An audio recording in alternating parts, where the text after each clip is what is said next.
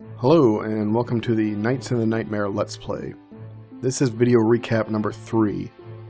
Video recap number 1 covered the characters we've met so far in the game, and then video recap 2 covered, in my estimation, the chronological order of flashbacks that we've been presented so far. This last recap is going to cover the chronological order of cutscenes we've seen in the game, and as luck would have it, they are presented to us in chronological order, thankfully, which will make this final recap much easier to do. So basically what I'm going to be doing is summarizing all of the cutscenes we've seen so far as they've happened in the game. Having said that, let's jump right into it. So, as pictured here, the first thing we see when we turn on the game, before we hit start or anything like that, is a little cutscene in which we're shown Maria, the armored maiden. Here she is in the castle, bent over or something. What she's actually doing is she's in the process of stealing the urn that contains the king's soul. In other words, the Wisp that we play as. This cutscene goes on to show her running out of the castle and just beating the shit out of anyone who gets in her way. It's kind of almost comical, I guess. At any rate, that cutscene plays out, and then we're brought to the title screen, where of course we get to pick do we want to start the game or continue where we left off, or do the leveling exercise where we can gain experience points outside of the game, or we can go through that tutorial that I showed during the first video, that really long tutorial. Alright, after that, we're presented the game, of course, and it's presented in the order in which I demonstrated in the last video. So typically it goes cutscene, then gameplay, then cutscene, a flashback, another cutscene, gameplay, etc., etc.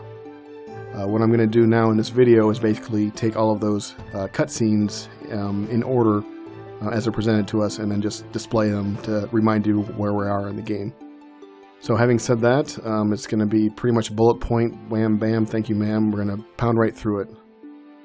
Alright, so upon starting the game, before we actually get to play the game, the first thing we see is that Maria has taken the Wisp to the abandoned church.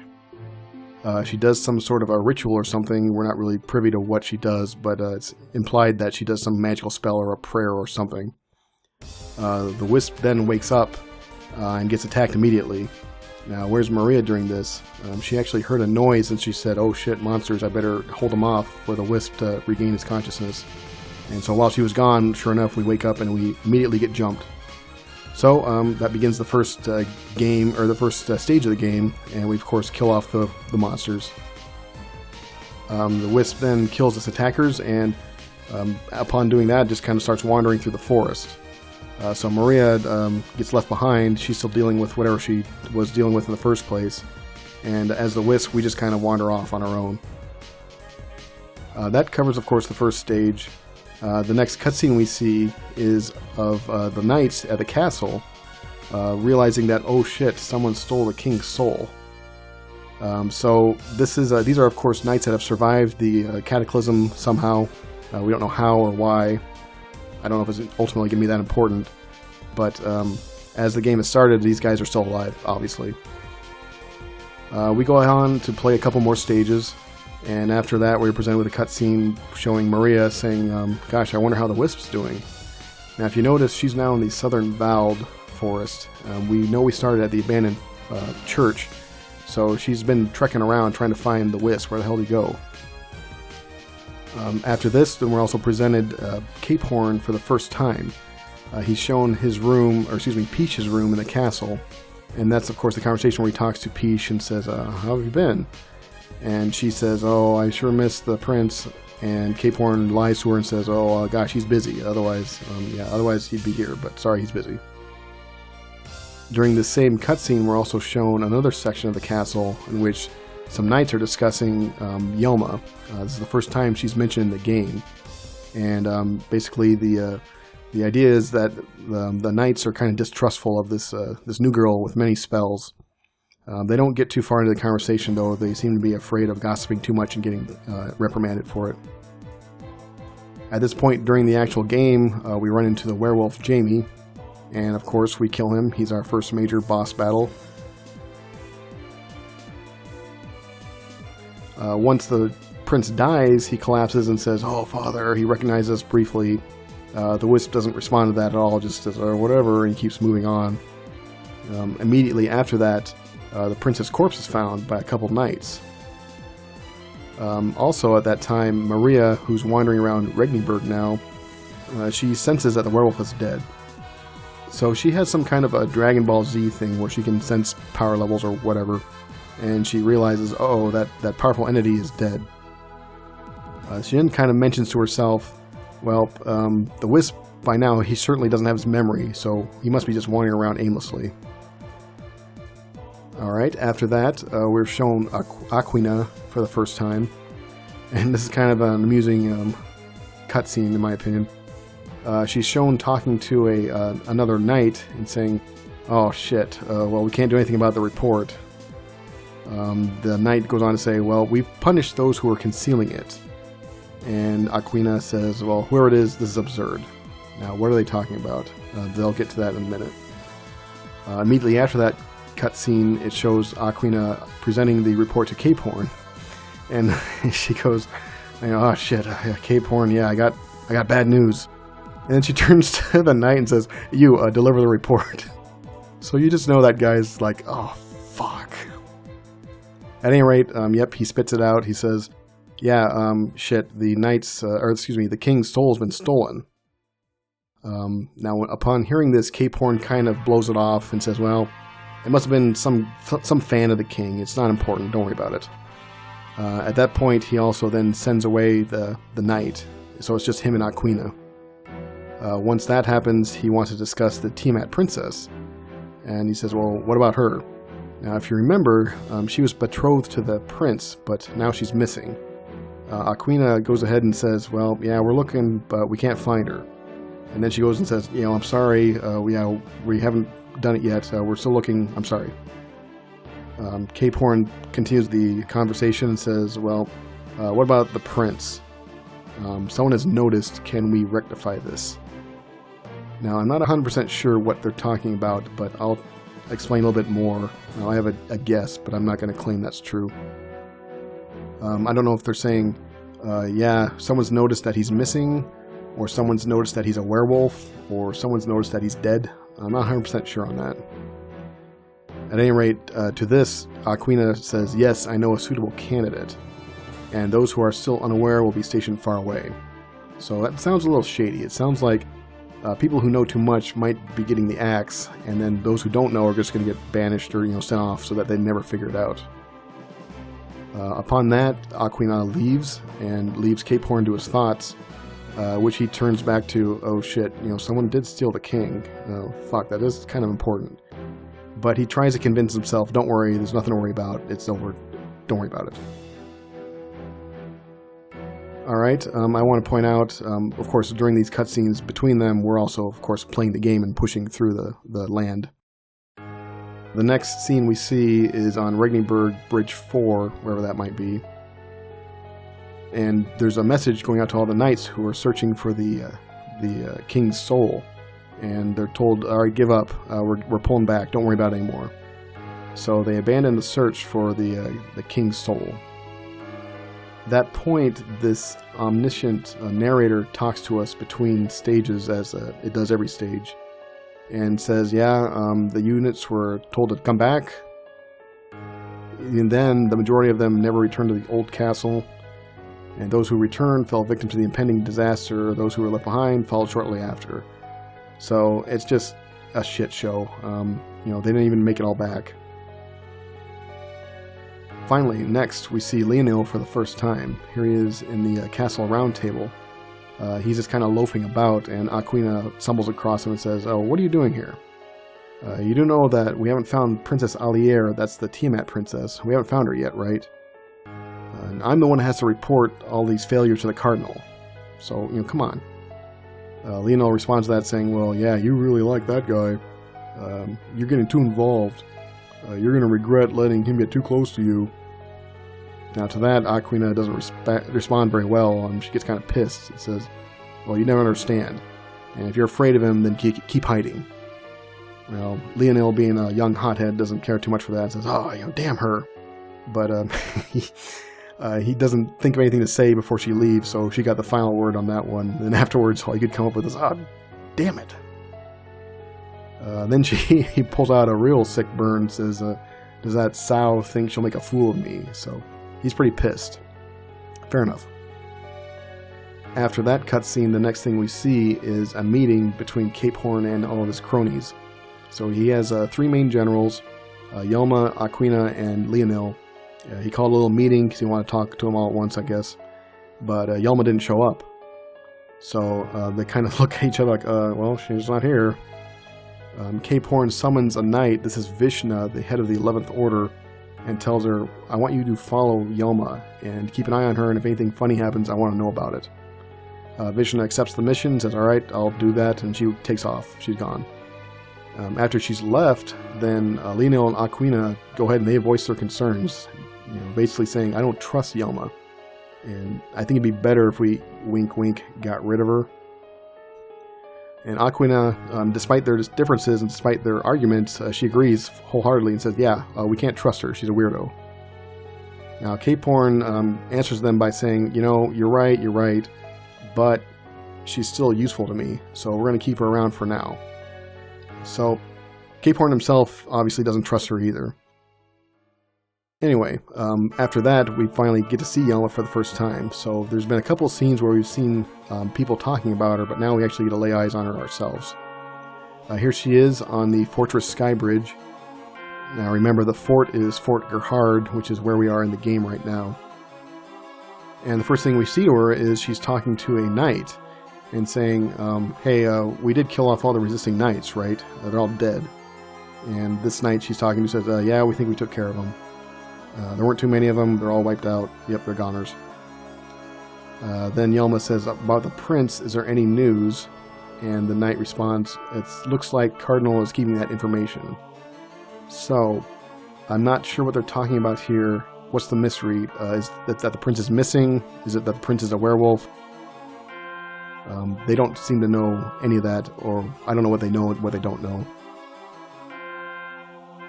To this, Yelma responds, they'll find out sooner or later, and then it'll be too late. Alright, whatever that means. At that point, she sends away the knight and starts a monologue to herself.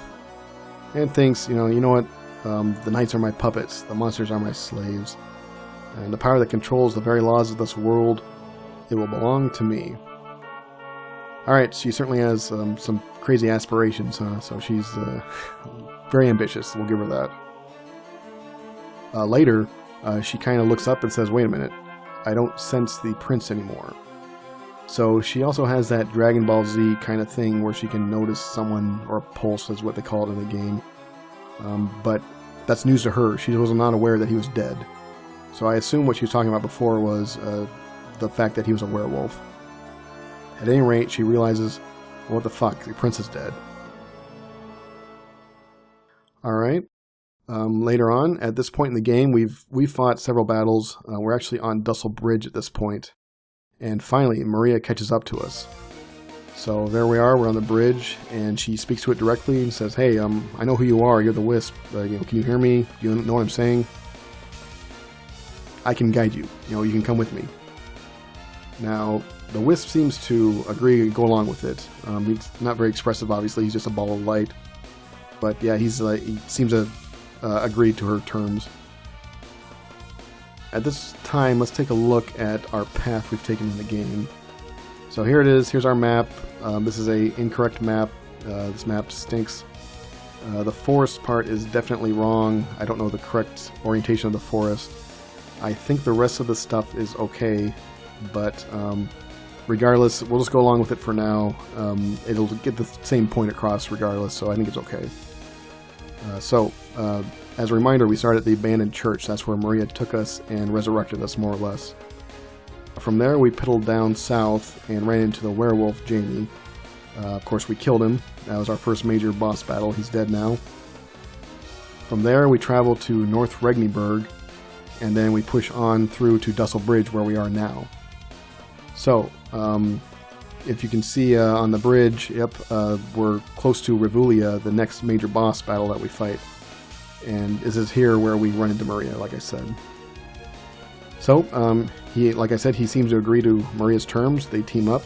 We get a stage where we control Maria, and she's actually pretty fun to play with. So that's good. She's an asset to the team. It's nice to have her around. Shortly after that, we end up fighting Rulia at the fortress gate. Rulia is saying, "By the orders of my master, nothing shall pass." So, it's a boss fight. We have our fun and games. I eat shit more than I probably should have, but in the end, we persevered, and she dies. There she is, laying face down, dead. There's a doornail. Immediately after she dies, then her absence is felt by a shadowy creature. So here in the King's Hall, we have this big monster-looking thing, and he says, "Wait a minute, why aren't you responding to me, Rulia? Why can't I sense you anymore?" And who should come walking up but Yelma, and says, "Hey, Zolganark, excuse me, that's the guy's name, apparently, Zolganark. Something wrong?" And Zolganark responds, "Well, Rulia, the guard I put on the gate, the guard of the bridge, the person who was preventing all the messengers from getting through, I can't hear her anymore. Her pulse has ended. She doesn't exist anymore. She's dead." He starts to wonder out loud, who could have done that? There's not enough humans. I mean, that would have taken a tremendous amount of humans to do that. They're too weak. What kind of a force could have done that I would not be aware of? Yelma has kind of a peculiar response to this. She says, "You know what? Don't worry about it. It's fine." She then reveals, well, she has a powerful servant in the fort. And she says just as much. "I place a powerful servant at Fort Gerhard." And she goes on to say, "I've crafted a special type of armor for him." So whatever that might mean. Ho, ho, ho. So, here we are. We are on Dussel Bridge, and there's Fort Gerhard dead ahead of us. So it looks like we are going to enter into wherever her servant lies. We're going to cross paths, it looks like. Anyway, we continue to push on. We fight more battles, we kill more monsters, and we recruit more knights. After the next few stages, we get a cutscene in which Maria starts talking to the Wisp, and she speaks, I would call it a little candidly. She asked, "Have you ever seen the Holy Staff? This item's not originally of the world. It's a sacred treasure created in Asgard."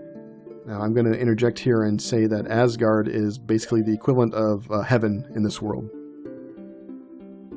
Then she says, "You know, I would ask if you had your memories back, but there's no way. That's impossible." At that point, she starts thinking to herself. Now, I don't know why we are privy to these thoughts of hers. I don't know if it's for a narrative purpose, or is it because we're the Wisp and we can read people's thoughts.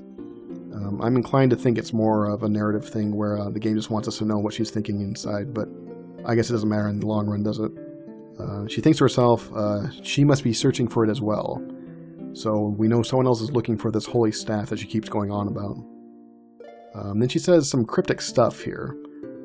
It is proof that she cannot escape from that spell, a failure to understand the consequences of actions, and foolishly trying to become pure. So the fact that whoever this mystery person is trying to find this holy staff proves to Maria that this person cannot escape from a spell.